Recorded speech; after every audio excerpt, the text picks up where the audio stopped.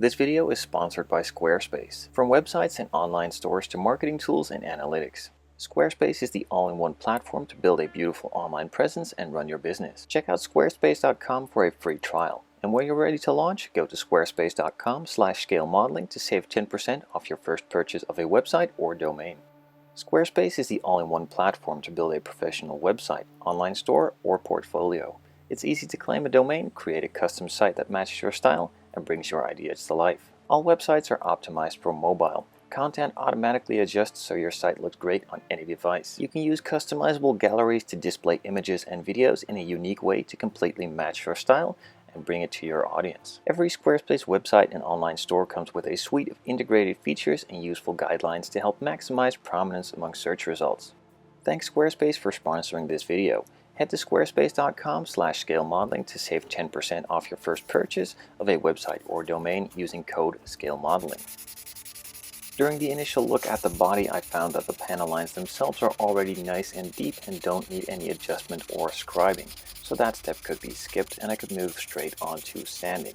I took a 600 grit sanding sponge, sanded the entire body, cleaned it off a little bit, and then moved it onto the Tamiya spray stand and into the spray booth for the first coat of primer on those hard to reach, easy to forget spots, and then of course the rest of the body as well.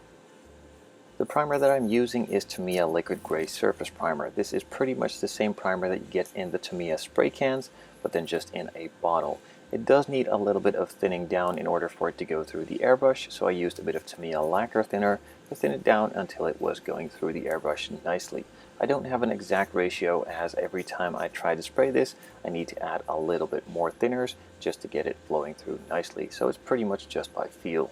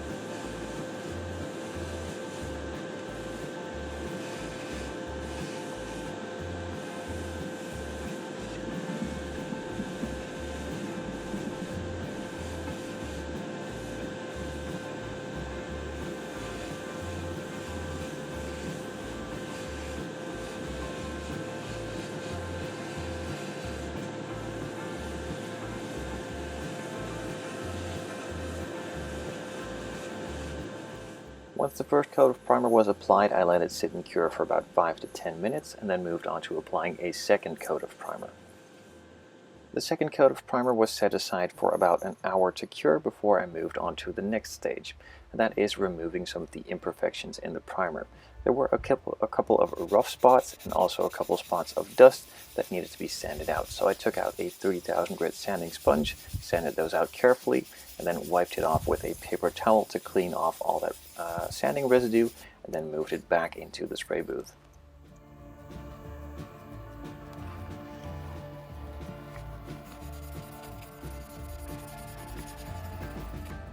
With this one, I decided to go with BMW i8's Frozen Gray.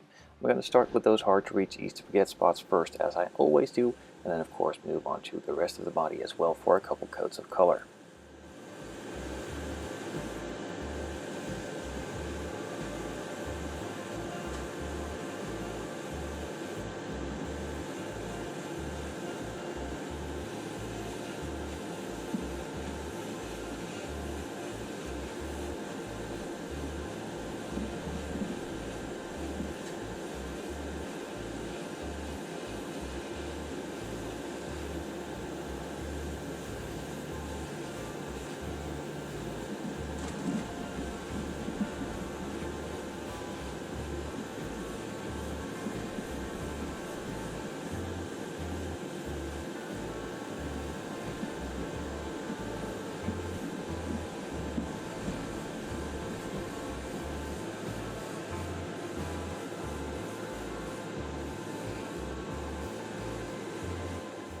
With the first coat now applied, I set the body aside to cure for about 5 to 10 minutes and then moved on to applying the second coat. I eventually moved on to a third and fourth coat as well, letting it dry 5 minutes in between each coat.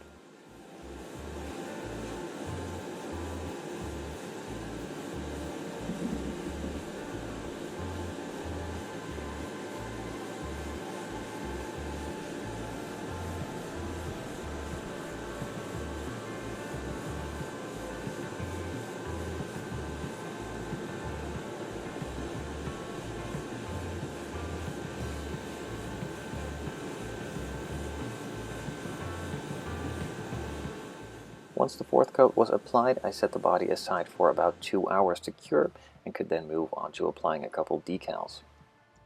So if you've watched the unboxing, you might have seen that there are a couple decal sheets with various different colors for all the Porsche logos and stripes around the body. I decided to go for a combination of a white Porsche logo itself and then an orange stripe on the side.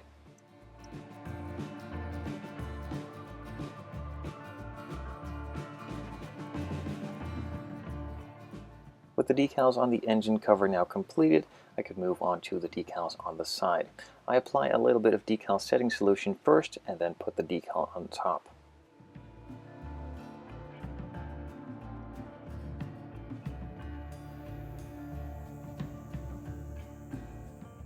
Once the decal on the left side was completely positioned, I could move on to doing the same thing on the right side.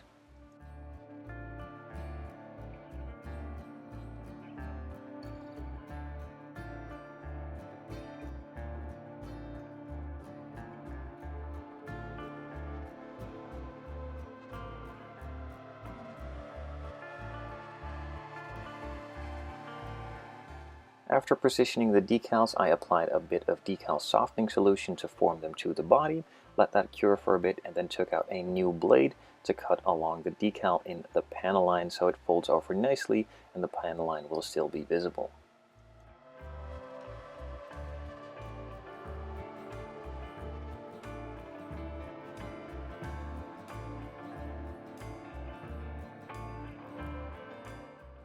Once the decal was cut in all the places it needed to be cut, I could move on to folding it over inside the Panelline to reveal the Panelline, of course, and not have that disappear after clear coat.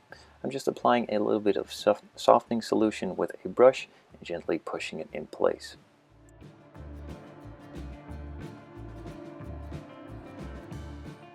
I let that cure for a bit and then could move on to applying the Porsche script on the side. Again, a little bit of softening solution for underneath the decal to help adhesion and also conform the decal a bit better, and then I could place the decal on top and have that fit in place perfectly.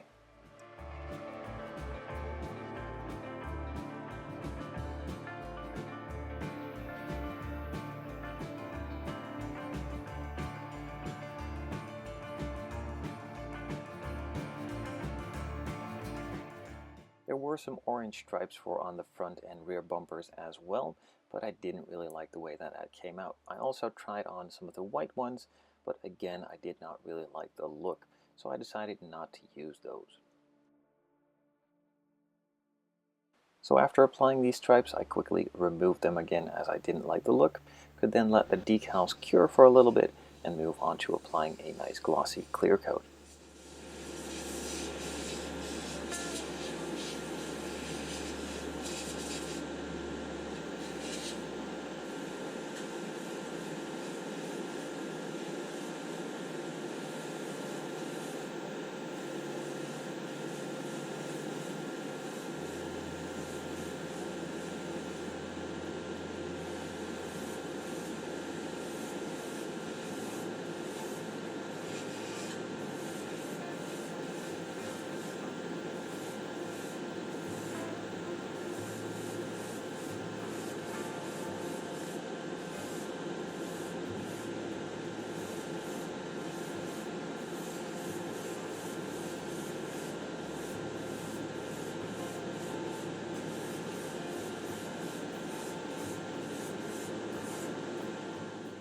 The first coat of clear has been applied. I let that sit aside to cure for about 5 to 10 minutes again, and then moved on to applying the second and final coat of clear.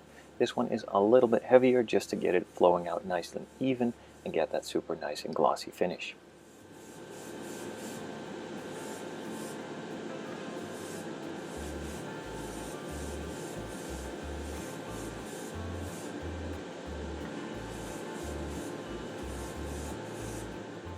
The second coat is now applied, and I'm really happy with the way that it came out. So I set it aside to cure for a couple of days, and in the meantime I can move on to the chassis and interior work.